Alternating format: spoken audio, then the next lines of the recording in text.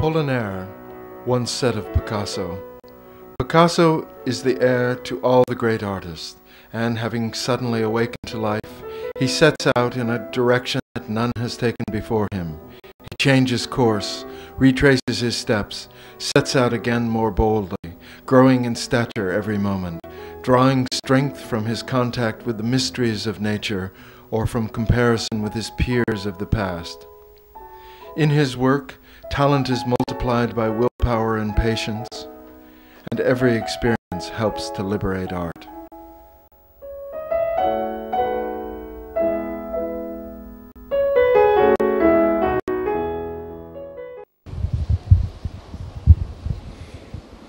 Hello, this is David Heine, and today we're in the Kunsthal in Rotterdam for the very large Picasso show. With us today is Wim Pijs, the curator.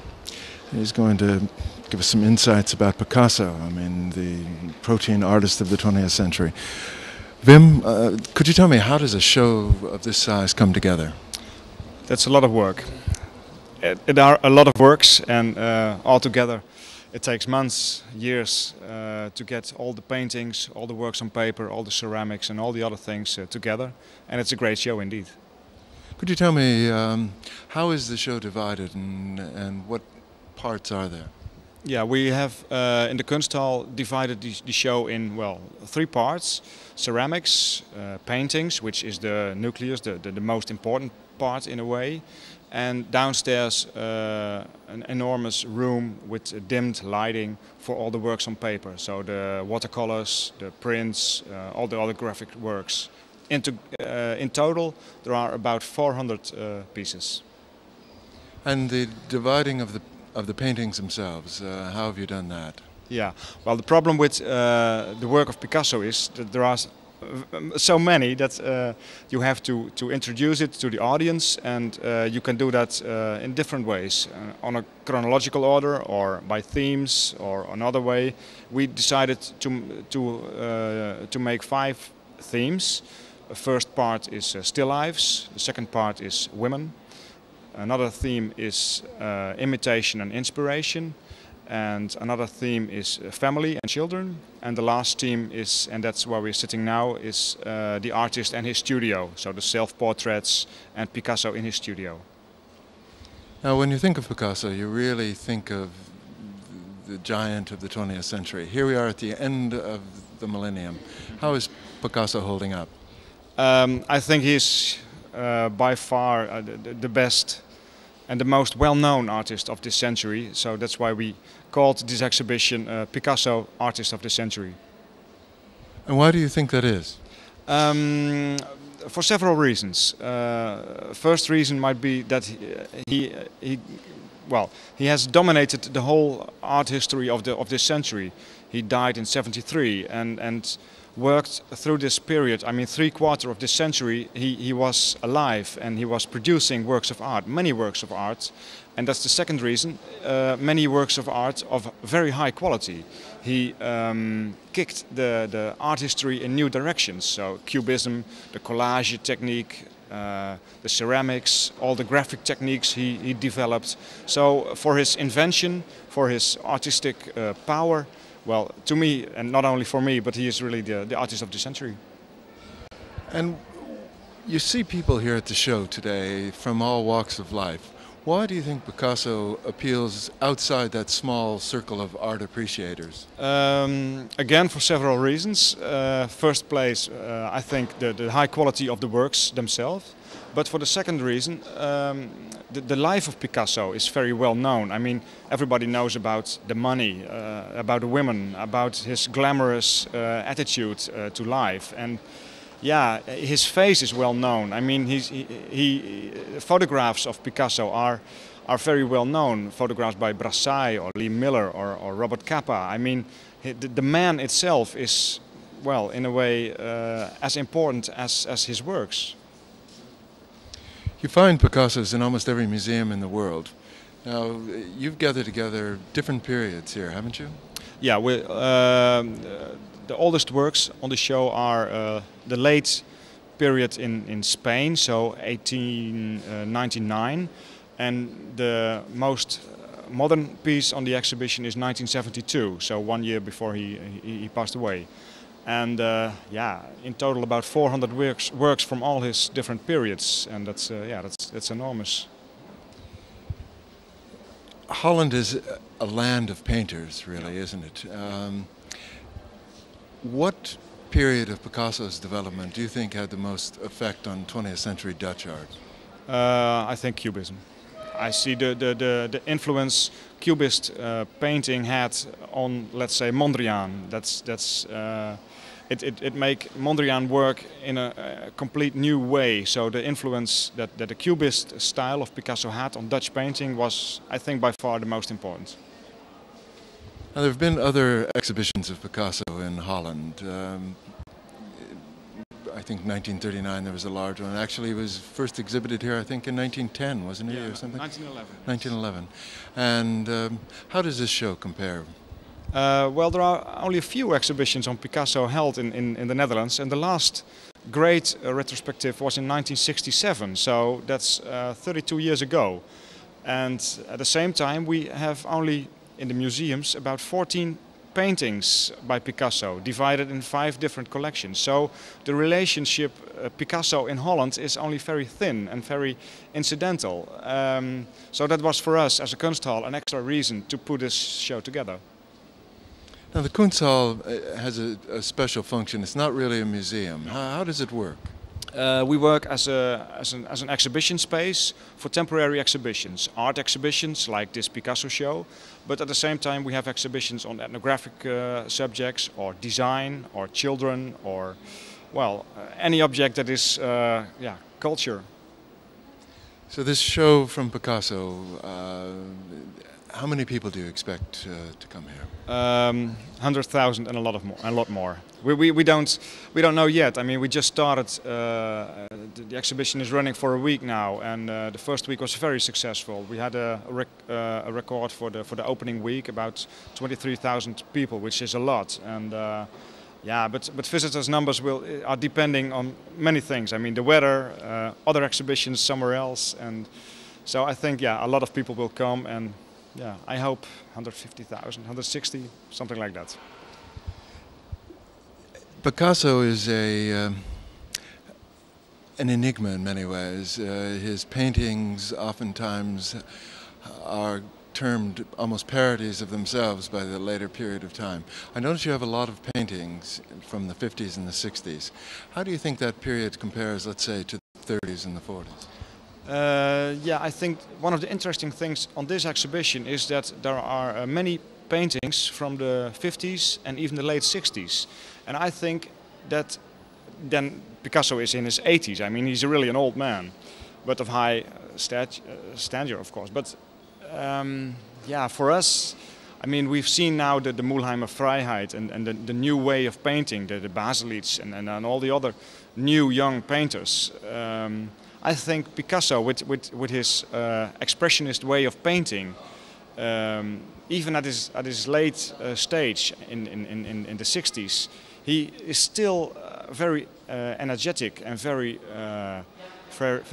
renewing the thing and pushing art history into new directions. I mean, the late Picasso is in a way very interesting and in a way can tell a lot of new a new way to look at art. And if you look for Baselitz, for instance, and then see the old works by Picasso, I mean, it's very nice and very interesting to compare the two. I mean, Baselitz, a person in his 40s, and Picasso in his 80s. I don't know if Baselitz is still as good as Picasso is at his 80s, but yeah, it's interesting to compare these kind of things. So for a private exhibit like you, Yeah. exhibit hall itself, when you borrow these paintings, I suppose, do they come from museums, private collections? Both. The works by Picasso are, a lot of them are in museum collections, but I think even the same number of Picasso works are in private collections. The family have some, the art dealers have some. And it's spread all over the world, and so these paintings here are taken together from collections, private and museums all over the world. Now, Picasso's paper works are not really as well known as his paintings. You don't see them as often, but of course they are. He was prolific in that area too. Would you describe your exhibit of that for me?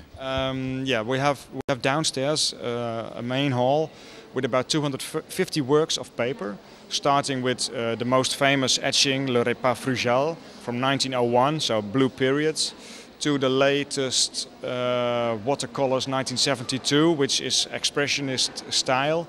And on these works of paper that's hang in a chronological order, you can really see the developments and the variety and the quality, the high quality of Picasso as an inventor, as a person who is constantly renewing itself, although he's permanently taking the same subjects. I mean, it's always things you can remember. It's never completely abstract. There's always the still life, there's always the self-portrait, there's always a women portrait. There are still the classical themes from art history. He's still using that at the same time, all the way through this whole artistic period. And that's interesting to see it in one exhibition on a row together. You also have, excuse me. You also have a series of ceramics that you're presenting. People are not as familiar with Picasso's ceramics, although he was very prolific in this area too. Would you give us a little insight into that? Yeah, well, I went to the exhibition in the Royal Academy, Picasso, Sculptor in Clay. I don't know the exact title, but that was a great show, and put all the ceramics together, and you can see the same quality in his paintings. He also can be seen in ceramics. I mean, the same childish approach of making a portrait, the naive way of depicting things. He's doing that with paint or with a pencil, but in the same way in clay, he's doing it like that, and it's terrific quality, and it's immediately at the same time it's a Picasso. I mean, that's the magic of this man, and for that reason I put also some ceramics, just not to make a ceramic show on Picasso, because we only have 60 pieces, which is not well. It's a good number, but it's not complete. But it gives an impression of the quality and the diversity of the techniques that Picasso has been used.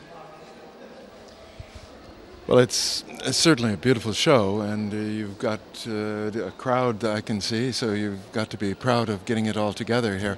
How long is this show going to be running? We started half March, and it's running till the 4th of July. Well, that gives everybody a good opportunity to get out here. Wim, thank you very much for being with us today. It was my pleasure.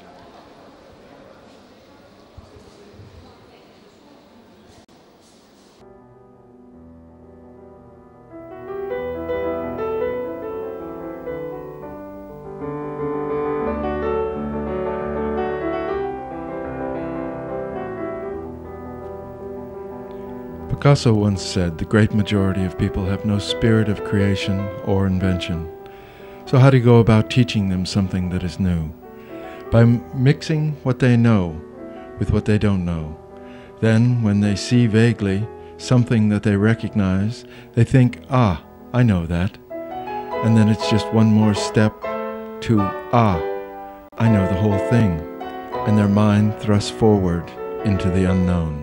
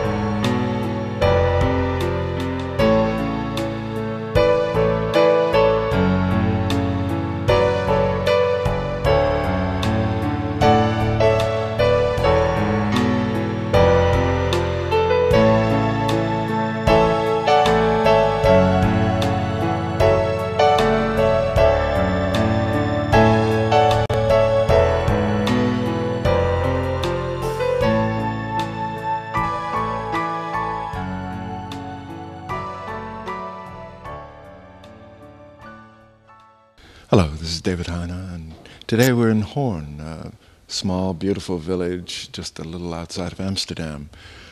We're at the Westfries Museum, which is a very unique and probably overlooked museum.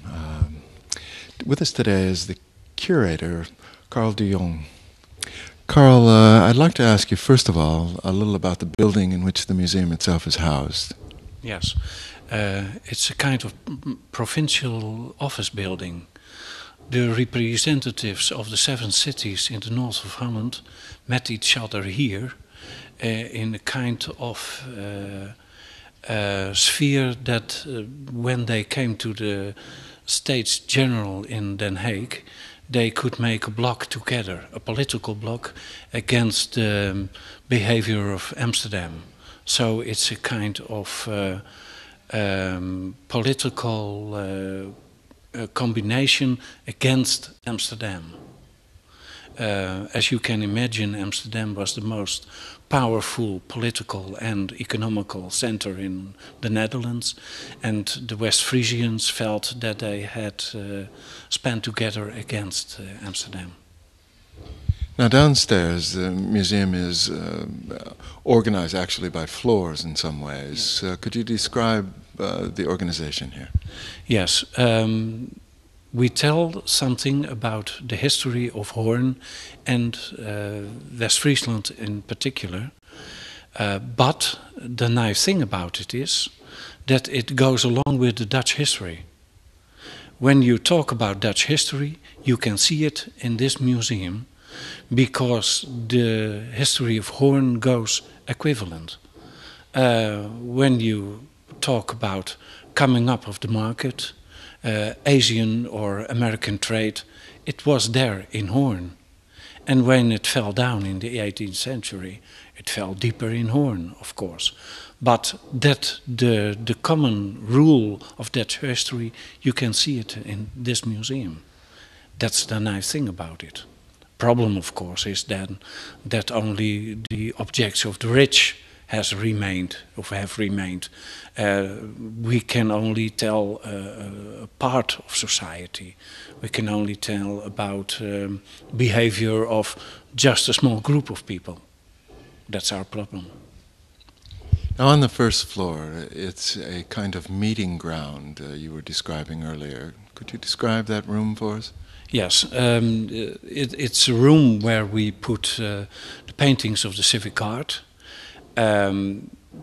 That's why it's most of the one of the most representative rooms in the museum. But the civic guard was more than just a group of men defending the city. It was also a political power within the city, and they thought of themselves that they brought the peace of Munster in 1648. And that's why the paintings were made, because they wanted to show off. Here we are.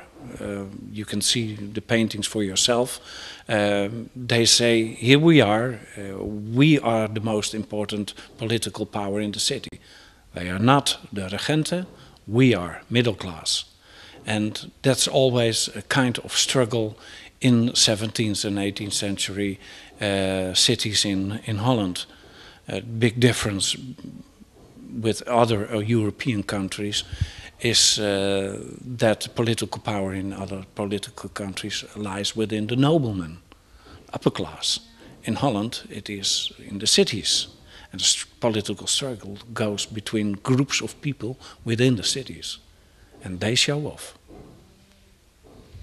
Now you were describing a type of government that developed out of Holland, maybe the forerunner to the American democracy, as we know.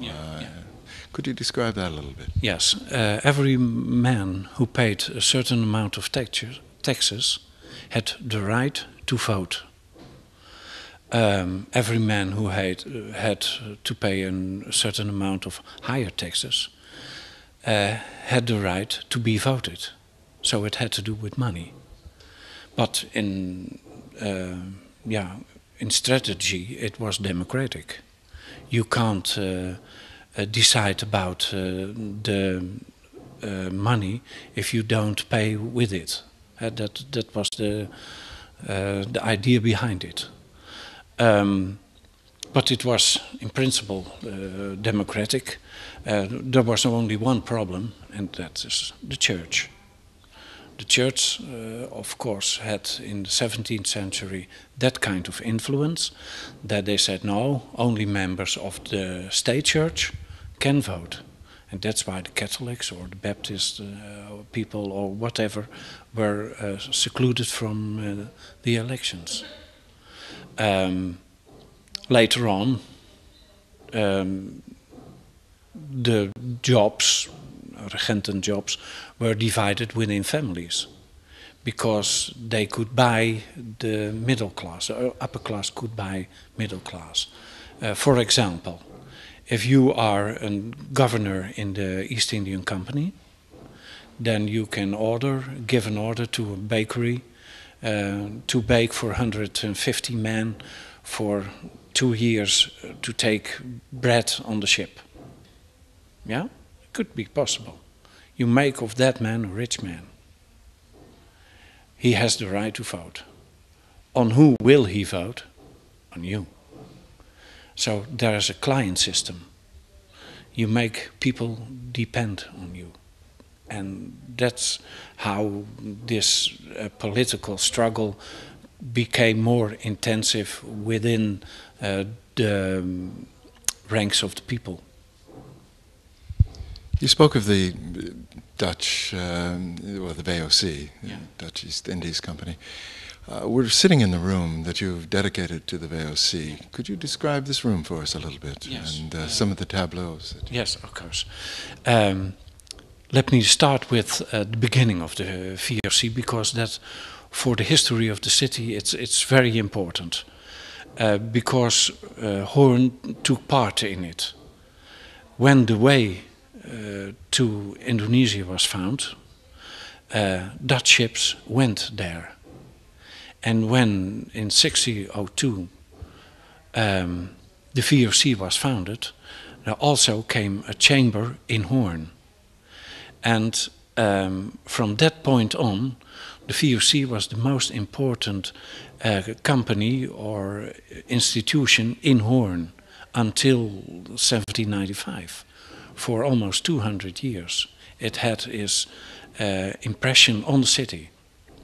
That's why some objects, many objects, have remained, and that's why we can make a beautiful room like this in our museum.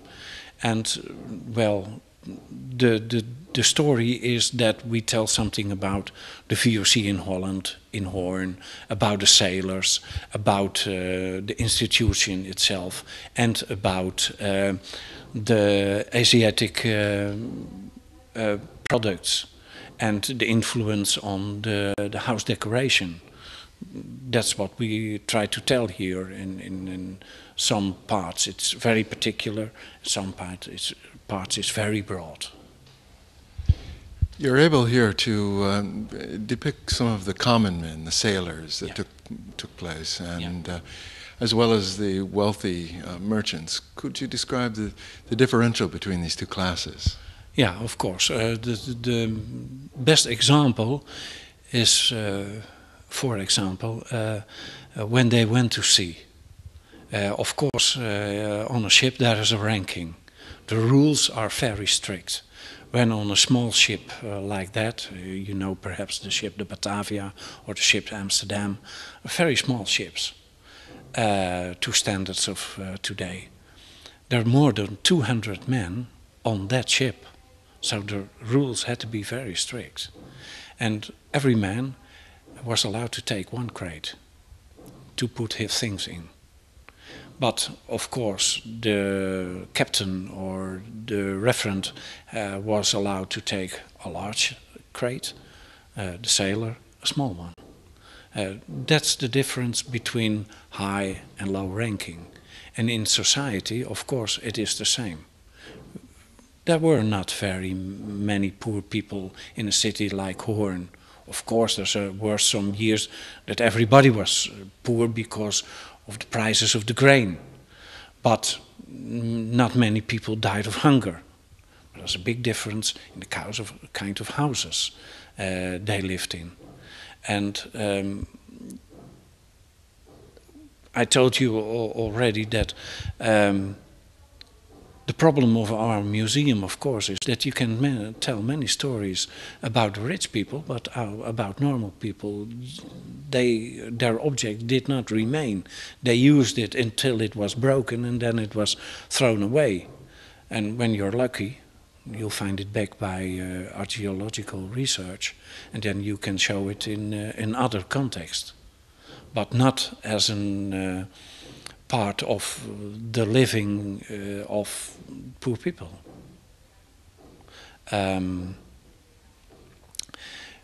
That's why we try to tell a coherent story. We try to tell the story of the common man, but in relation to the objects in our museum. It's not always easy, but we try to do that. You were speaking of style. Now, style developed as the VOC went out to these exotic lands and brought things back. How did it change the rather plain and somewhat staid Holland town of Hoorn? If you earn a lot of money, you want to spend it. You want to show off. We all want to drive a Mercedes instead of a Lada. That's what it is. And it has always been like that. I think people are like that. So when beautiful cotton comes from India with fabulous colors, you want to wear it. When there is special silk from China, you want to make a dress of it. When there comes China ware, porcelain, from China or Japan, you want to show it off in your room. That's how it influenced Dutch interiors and the Dutch fashion. On the back where we sit, there's a painting of a man wearing a Japanese skirt. We would say kimono nowadays, but they call it Japanese skirt. And he is showing off. He shows, well, I'm one of the richest men in town. Look how progressive in fashion I am. That's how they behaved during of the development of the East Indian Company. Each of these tableaus that you've created seem to depict stories. What is this fellow over at the desk doing? Yes, he is a member of the board. And he is looking for new material to study. They study. The VOC was an enormous stimulans, is that a good word? Stimulans for development of science. For example, the description of plants, animals, men living in other countries. And that kind of science must be written down. And that's what he is doing. That's why all those books are there. That's why he has a small case of Indonesian spices within him to describe them and to tell something about the voyage to Indonesia and to tell something about the way you should use pepper not only as a maker of taste but also as a medicine, for example.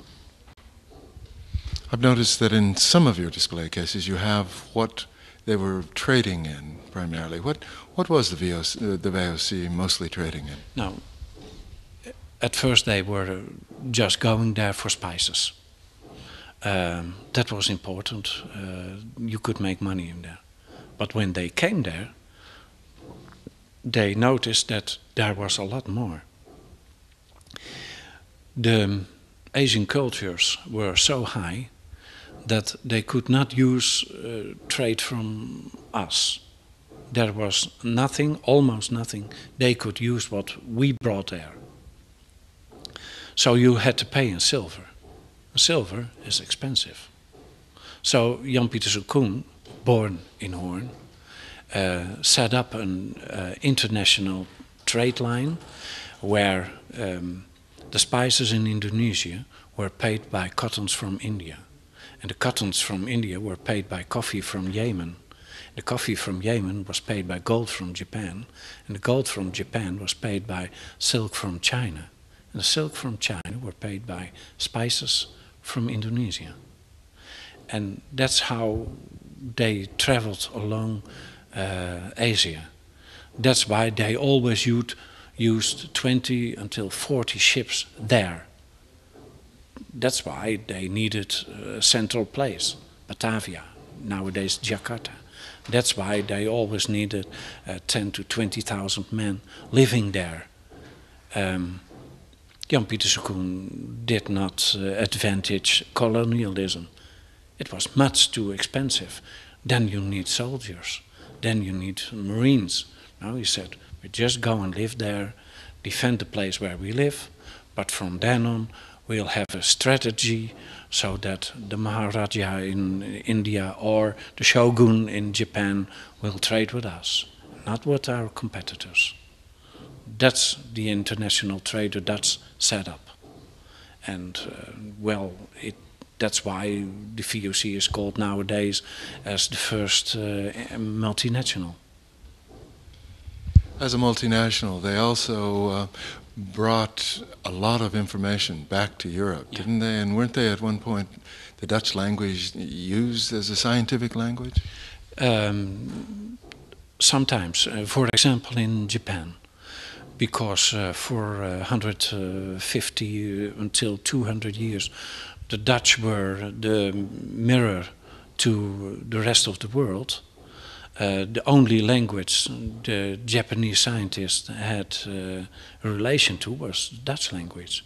So when there were scientific papers in medicine